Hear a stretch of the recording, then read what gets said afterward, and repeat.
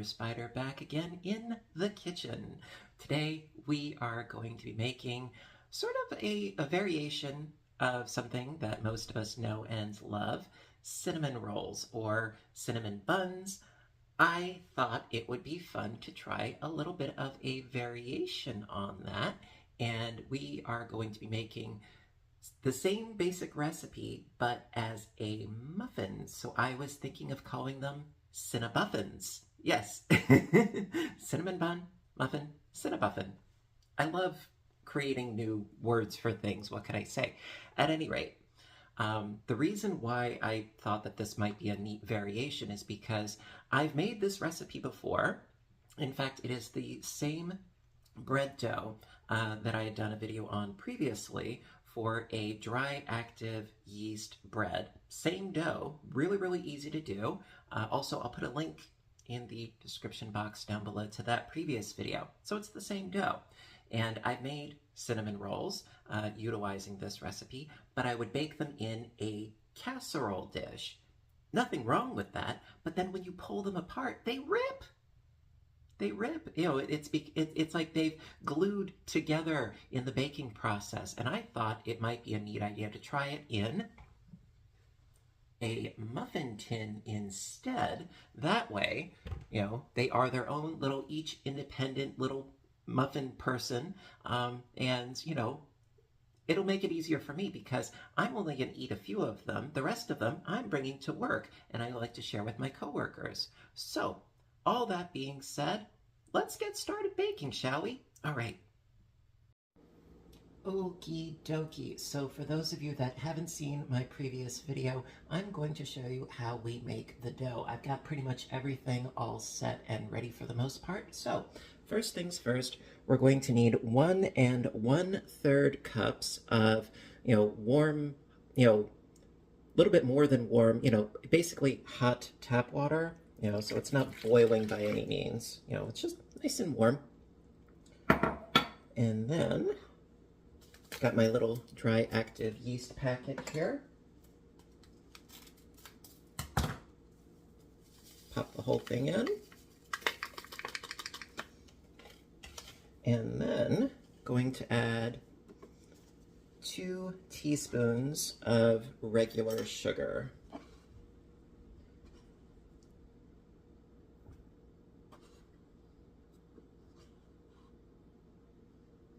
There we go.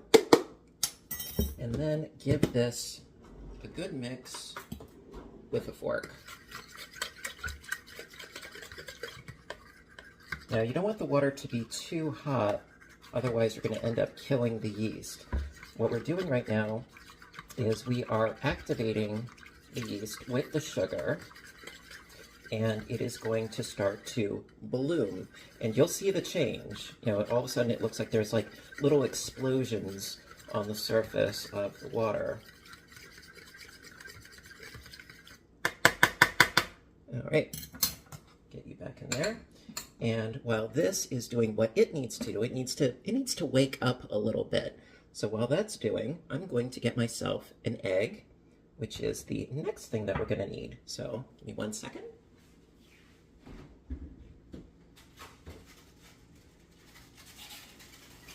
See, I said I had almost everything I needed.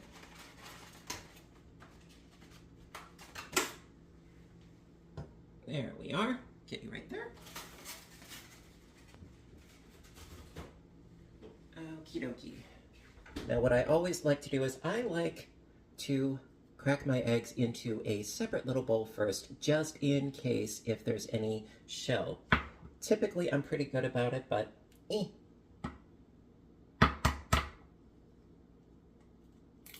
I would rather err on the side of caution. There we go, no shell. Awesome. Okay.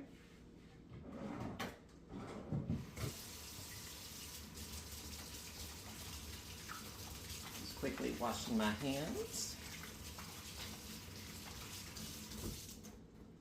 There we go. And I'm starting to see some bubbles, but it hasn't quite started yet with the blooming. Getting there though. Can get rid of the sugar. In this little packet here. can get my flour out. I'm going to need that. Probably going to need this as well. What I'm using is just regular all-purpose flour, no bells, whistles, or anything schmancy. No, I keep it simple, folks. As far as the salt, I'm just using iodized, regular table salt, nothing special. And just waiting for the yeast to bloom. You don't have to do this step, but I do recommend it. That way, when the surface starts to bloom, you know that your yeast is good. If it doesn't, well, then you might have a bad batch, or maybe it's a little bit old, or whatever the case may be, because yeast is a living thing. When it's in its little packet form, it is dormant, and that's why we're waking it up by feeding it with the sugar. And do your thing. Come on. Give it a little pep talk.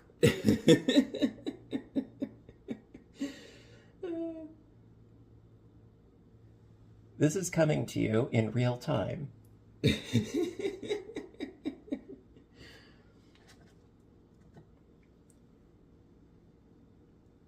Okay, well, you know what? I'm going to wait for this to do its thing, and I will be right back.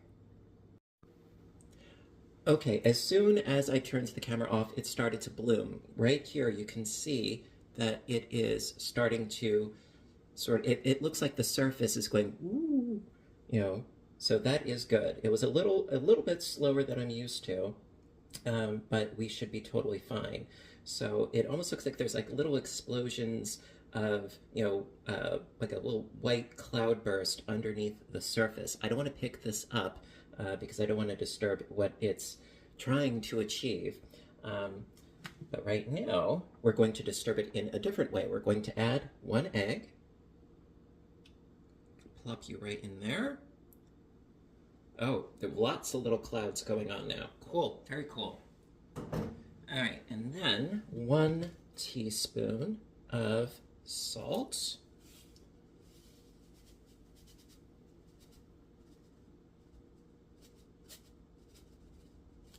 There we are. And then mix this up.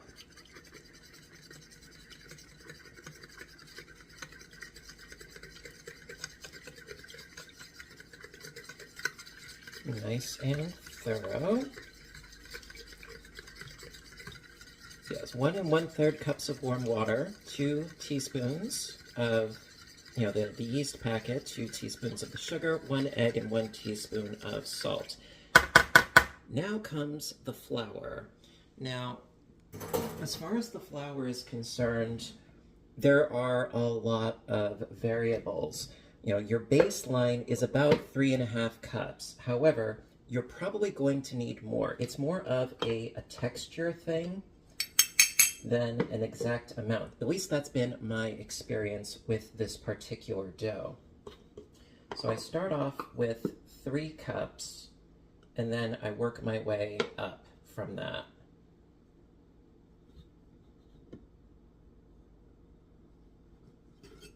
Okay, I got 1.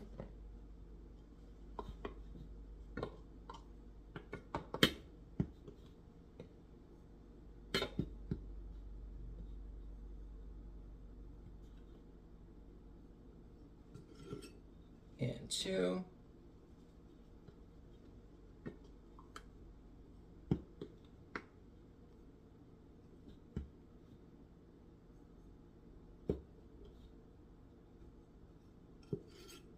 And 3, and then I get my 4th one ready. Sometimes I need 4, I've even gone as much as 5. Humidity has a lot to do with it. The actual water temperature does actually also have something to do with it. There are a lot of factors and chemical reactions and things that I really don't know anything about, and I'm not about to claim that I do. So, that being said, we're going to start with what we have here. And you know what? I'm going to use my bread dough whisk here. You don't have to have one of these, but I do have one. and I like having an excuse to use it. So obviously right now we're still trying to incorporate all of the dry into the wet into the dry, and make it nice and homogeneous. Now, the ultimate goal as far as texture and consistency is when you are kneading it and so forth, that it doesn't get completely stuck to your hand and come off. That is sort of my basic rule of thumb. You know, if it's still really sticky, like this is totally not workable. You know, we need a lot more flour than this, which is fine. So I'm gonna start off with about half, work this in.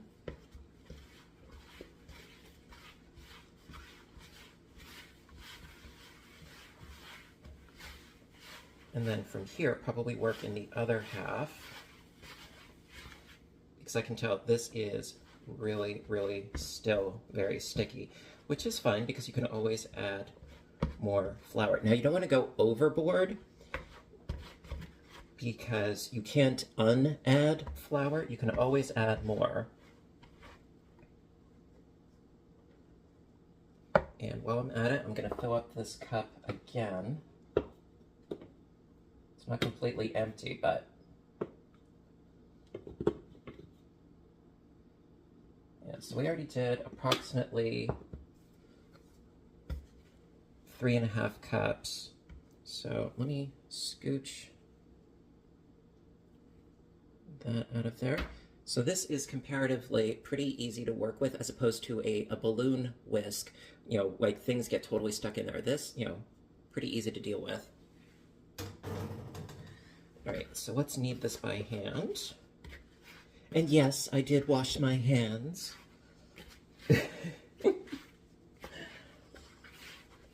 Just trying to incorporate all this. Now, some people, they like to work on the surface of the counter. For this initial step, I like to work in a bowl. Later, when we are rolling out our dough so that we can make the cinnamon buns, or cinnabuffins, then yes, I'm going to need to work on the actual counter. But for right now, we can make do with just working in the bowl. All right, so right now, it is still really quite sticky. So add about another half of a cup-ish, and then work this in.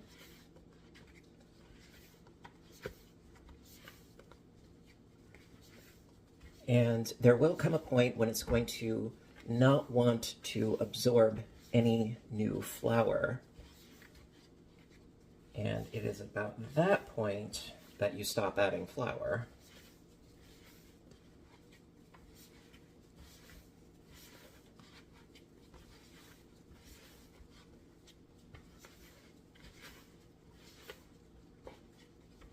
I tell you, there's just something really emotionally gratifying and even therapeutic about kneading dough. Don't ask me why or what it is, but I do love it so. Now, if you really need to get out some pent-up emotions, try making pasta dough. That you really have to put some muscle into, and for quite a while. This, not so much.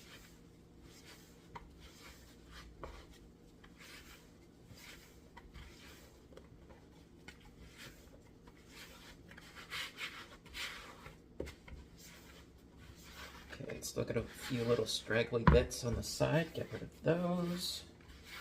Just make sure that everything is nice and incorporated.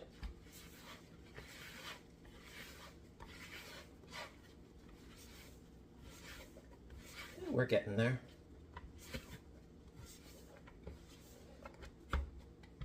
So now that I've worked off all of the residual flour, now the stickiness is starting to present itself again. I might need to add a bit more flour, but not too much.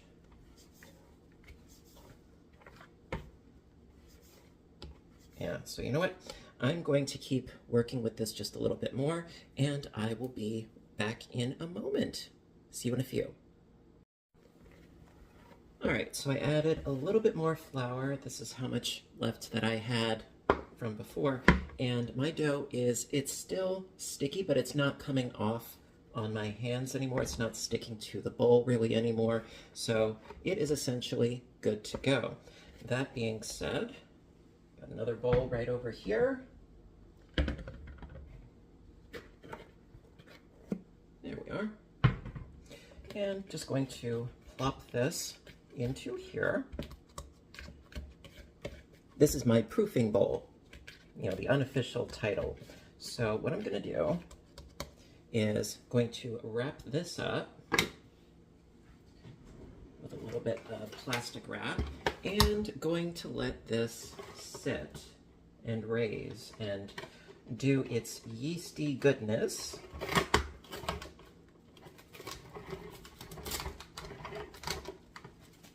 There we go.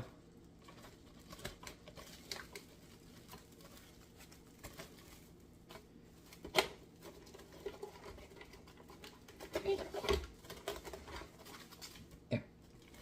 All right, so just going to wrap this up in some plastic wrap and going to let this sit on my counter for, I would say approximately an hour-ish until it doubles in size. And then we get to start with the fun part of rolling out the dough and getting all the other things ready. So yeah, I'm gonna let this approximately double in size, and then we will move on to the next step. I'll see you in about an hour. Well, you know what I mean. Hello again. All right, so it has been about an hour, and my dough has just been sitting here, resting comfortably, yet oh so active. Look at that. Yeah. See, with this particular recipe, I used to put it into a slightly warm oven to do the proofing, but actually, this works just fine. So, our dough is ready. However, we need to do a few little things. Got a stick of butter right here, and I'm going to put about half of a stick of butter into here so that we can melt it up. You know, they say about 4 tablespoons. I'm going to do maybe a little bit over half of an actual stick. No, I'm not going exact here. Better to have too much than not enough, quite frankly. So I'm going to do just over half, and then cut this up into little wedges. And then gonna melt this in the microwave.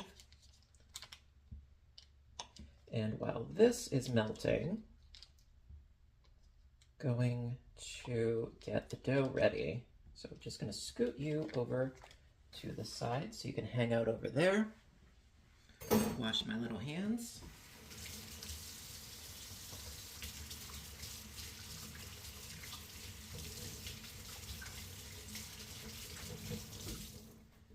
I mean, I already have Butterfingers. I don't need to exemplify it even further, right? Okay, so I'm just going to pop this in the microwave for about 30 seconds, and we'll go from there. All right, now, another thing that I would totally recommend you have is a bench scraper or dough cutter. These things are awesome sauce. And also get a little bit of flour on my work surface, recently cleaned. Yes, yes, yes. So just give a slight spread here. There we are. And also, going to do up my rolling pin here. Do not want this sticking, believe you me, no.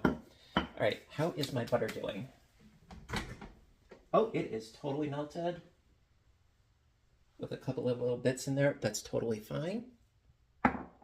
Awesome. Okie dokie. Now, on to the fun stuff.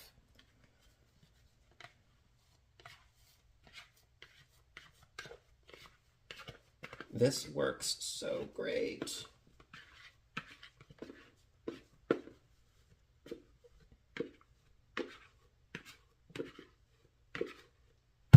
Plop. There. All right, now Also, a little bit of flour on your hands, always a good thing. And I'm going to press the air out of here. And flip. Actually, a little dusting of flour. And then flip. All right, so basically, you're gonna want this to be in a rough rectangular shape. You don't have to get it super duper thin, but you do want to aim for a rectangle.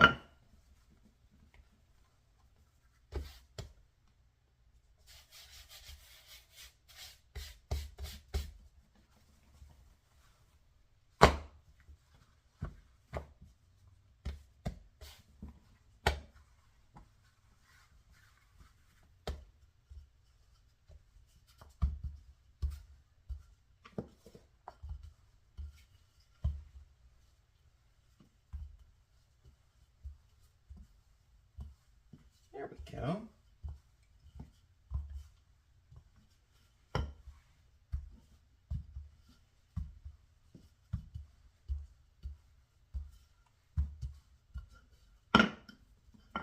And then just sort of maneuver this a little bit.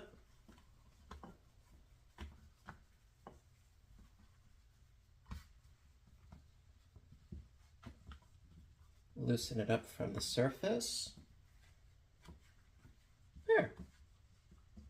I think we're good. Okay, now at this point, get out, oops, little brush here. Make sure that the rest of the butter is completely melted in there. There. All right, now what you're going to want to do is paint out the butter. Not to the actual edges though, because we want to have that sort of sealed a little bit. So, and you can be fairly liberal with the butter for that extra nummy goodness. Now the side edges, fine, but the top and bottom edges, leave those unbuttered.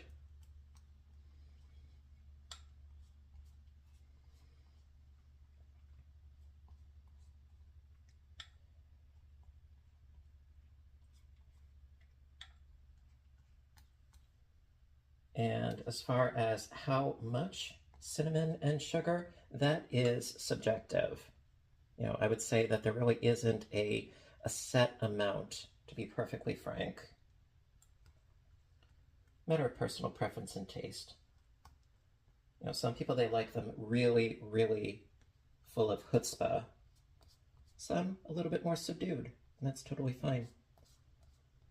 Make it your own.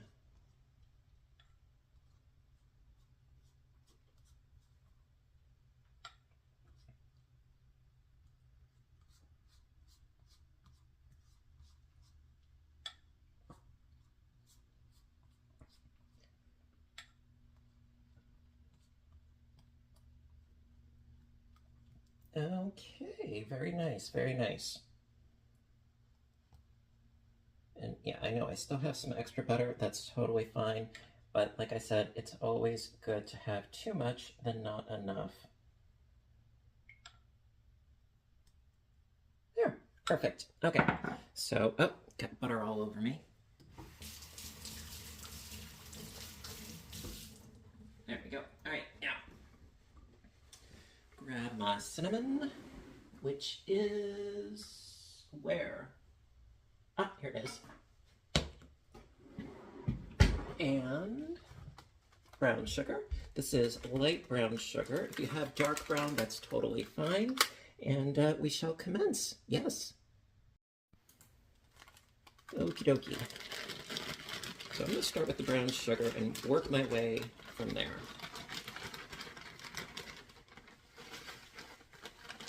So again, I'm not doing anything exact. I'm just sort of making sure that the entire surface has a good sprinkling going on. Liberal but not excessive.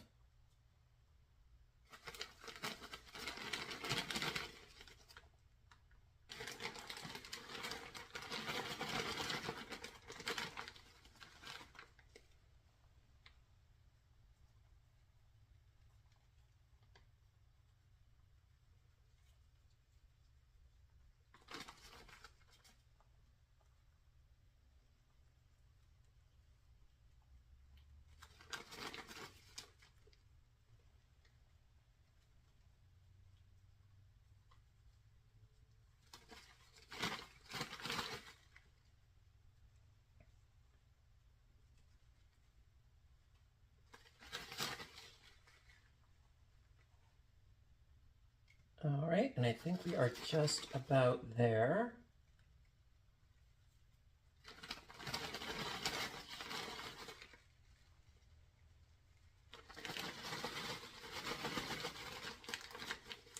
It's kind of hard to mess this up, really. But don't worry, I'll find a way. Okay, so from there, going to add our cinnamon. And of course, I didn't prep this one. Okay, give me a second. I'll be right back. Oh dear. All right, and we're back. So now that I actually have the little paper thing removed, sorry about that, just going to again give a nice liberal sprinkling of cinnamon.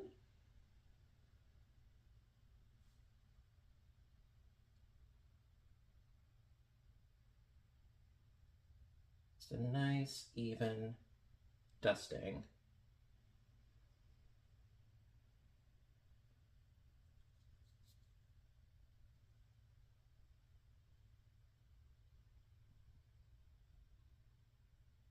All right, and I think we have just about got it. All right, then I'm gonna roll this sucker up.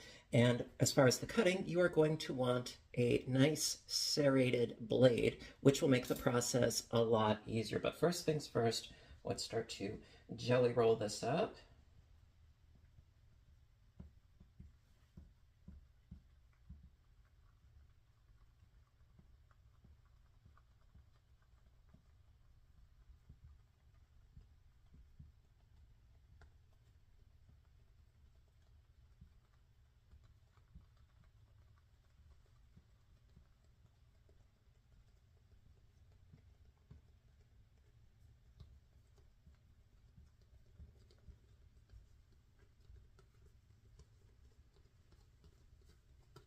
Okay, now that we got it started, it's coming together, very nice. And then scooch that over.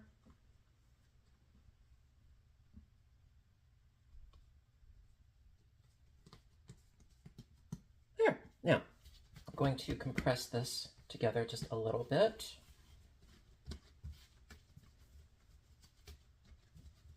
All right, now something tells me that this is going to be a little too big in the circumference in order to fit into the cupcake tin, but I'm gonna try it anyway. So first thing, I need to cut this in half and then cut each half in half again, and so on and so forth, that sort of thing. So, all right, so give it a nice slice.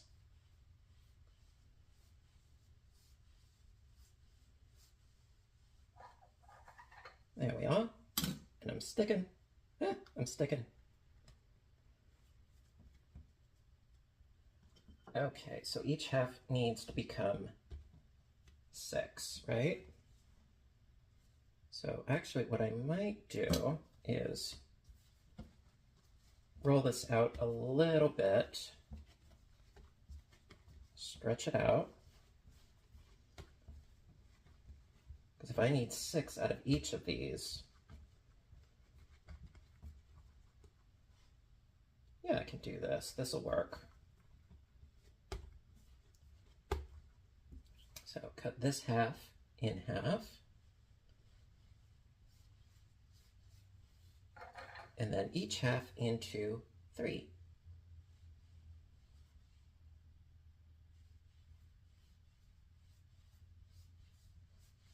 Nice clean sawing motion.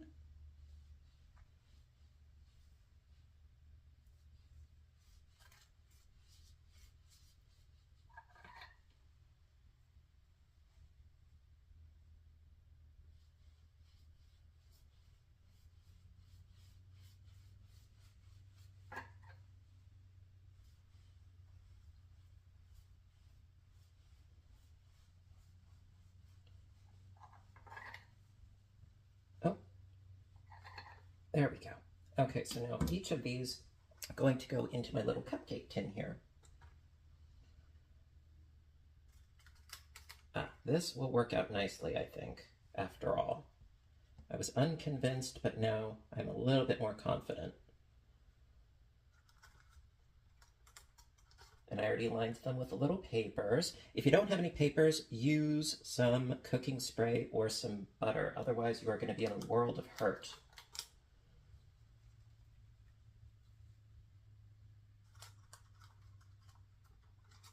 Sort of scoot you in there. Get in there.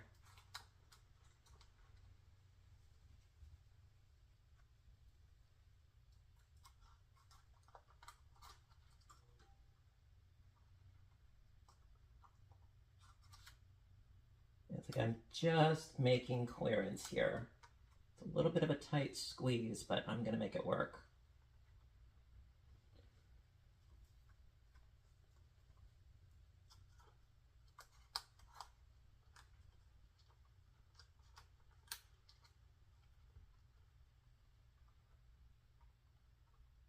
There we go.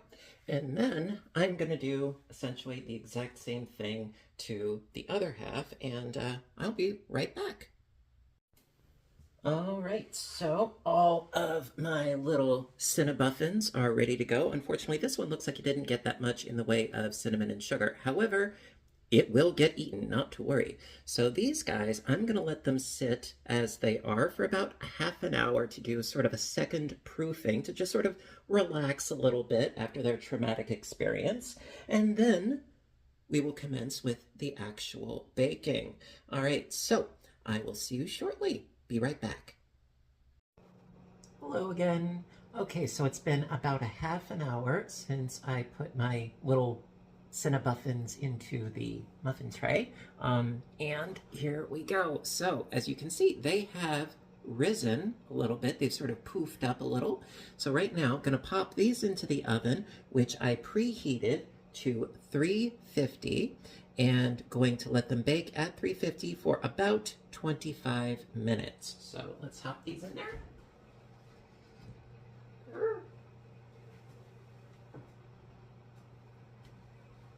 And there we go. So I will see you in about 25 minutes, and we will go from there. All right, be right back. Okay, so after about 25 minutes at 350, I think my Cinnabuffins are just about done.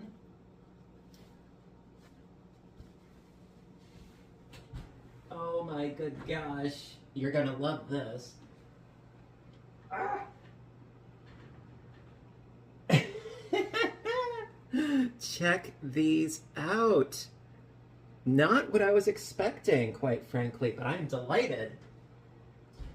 I am really quite surprised how they just sort of went, woo! They went vertical in a really cool swirly way. I think they look fabulous. Now, how they're gonna taste, I have no idea, and I won't have an idea for still a bit of time because I need to let these cool down just a bit because I don't feel like burning my face off. So, that being said, I'm going to let these cool down. Let me just turn my stove off there. Now, so I'm going to let these cool down, and then we're going to add some powdered sugar drizzle on top because that is the chef's kiss. That is absolutely essential. It's not optional. Nope. Absolutely essential to add that drizzle on top. And yeah, so I'm going to let these cool for, I would say about maybe 15 minutes or so that they're not lava. And then we'll do the drizzle, and then we get to do the taste test. It's a process, but I have every reason to believe that it shall be worth it. So I'll see you in a few. Okie dokie. So my Cinnabuffins have cooled down a little bit, popped them out of the muffin tray. It's a silicone tray, so it was really easy to just pop them right out. However, there was a lot of, baked over cinnamon, sugar, butter onto the actual tray. So that is something you need to be aware of. It's sitting in the sink right now, soaking. Now, as far as crowning these little beauties, I'm going to use some powdered sugar and a little bit of half and half. Yes. And as far as the ratio, it really depends on how thick you want it to be. Me, I like to have it, not like paste, but not really, really thin either. Also, the ratio of powdered sugar to half and half, or milk for that matter, is you start off with what looks like a lot of powdered sugar, and then slowly, yes, slowly, you add in a little bit of half and half at a time. I'm just adding a little dribble here, and then you can always add more half and half, but a little goes a long way, believe you me.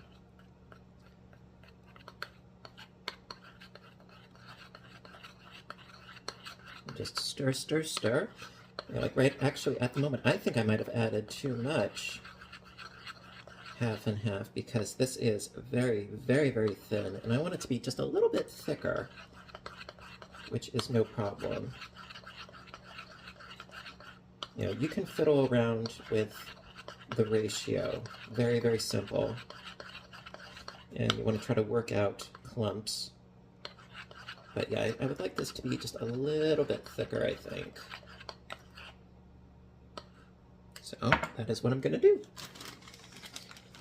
And then I'm going to let these guys sit for a little bit longer so that the icing has a chance to settle in. And then we get to do the taste test. It's very, very exciting, you know. See, right now it is very thick. And then once this icing has had a chance to set, it does eventually harden.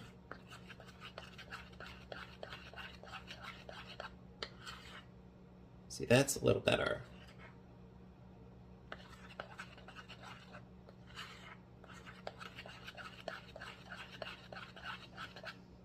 You know, you don't want it to be too runny or too pasty. You know, sort of, you know, in the middle. All right, and then the fun part. Now you can go really, really crazy with the drizzle, or you could be more minimalistic. You know, sometimes I'm actually tempted to just dunk the bun and go completely hog wild, but sometimes less is more.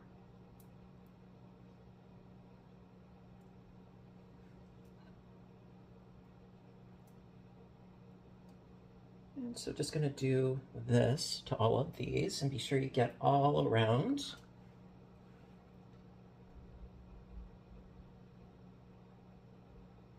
I tell you, if I send a picture of these to my friend Ross, he's going to say, okay, I'll take 6 dozen. He is one of my biggest cheerleaders, and I love him for that. All right, now I'm almost out. Oh dear, I'm almost out. I think I might need to make some more. And that is totally fine by me because it is super duper easy to do. And so yeah, I'm gonna do that right now actually. Ooh, and I'm dribbling. All right, so you know, I'm gonna make up some more and then we will, well, we'll be done. Okay, just a few minutes later, I have more already made up. And just going to finish up the rest of these, some few finishing little touches. See, with the icing, I figured you don't want it to be the focus, you want it to be, you know, like an accent, you know.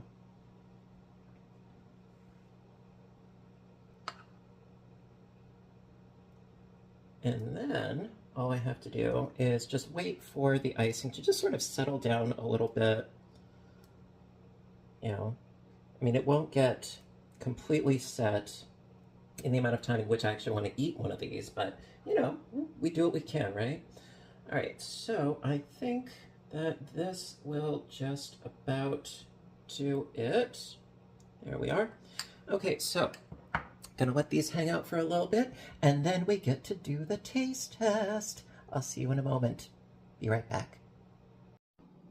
Okie dokie, and now for my absolutely favorite time for these videos, the taste testing. And I tell you, these look so decadent. I am so excited. The only thing that I'm afraid of is that because the inside rose up, that the middle at the base is going to be hollow. That's the only thing that I'm sort of like logistically questioning. But, you know, I think they look fabulous, and I'm really excited. That being said, let's dig into one of these. I'm just going to sort of go at random here. Let's try this guy. It looks so good. I almost feel guilty, but I'll get over it, right? So, yeah, the icing that I put on has settled a bit. Now, getting these papers off is a bit more difficult than I thought it would be, actually. It's a lot more difficult than I thought it would be. So, point of note and note to self. Next time, don't add the papers. Just go in with a spray, because this is not like a cupcake mix. You know, this is bread. So, you'll learn something new. See this, like I said, this was an experiment to see how well this would work. And for the most part, yes, it has worked, with the exception of the paper. So, you learn something new, right?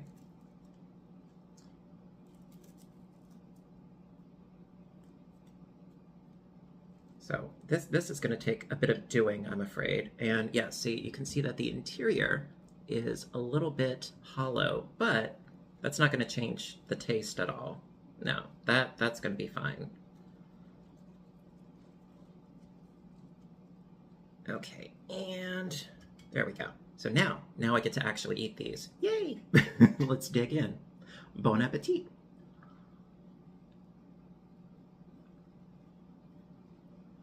Mm.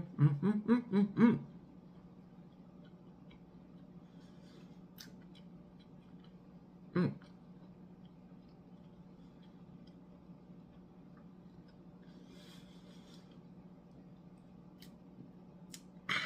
Ooey gooey, sweet, cinnamony, sugary, delightful. These are awesome. I'm not disappointed in how they taste. I mean, it's the same recipe that I've done before, so I knew that the taste was going to be, you know, on point. The only thing I would do differently, don't add papers, you know, the little cupcake liners. Other than that, I think that this is awesome. And of course, yes, I have to have another bite, and I need to decapitate this. Mmm. Mmm.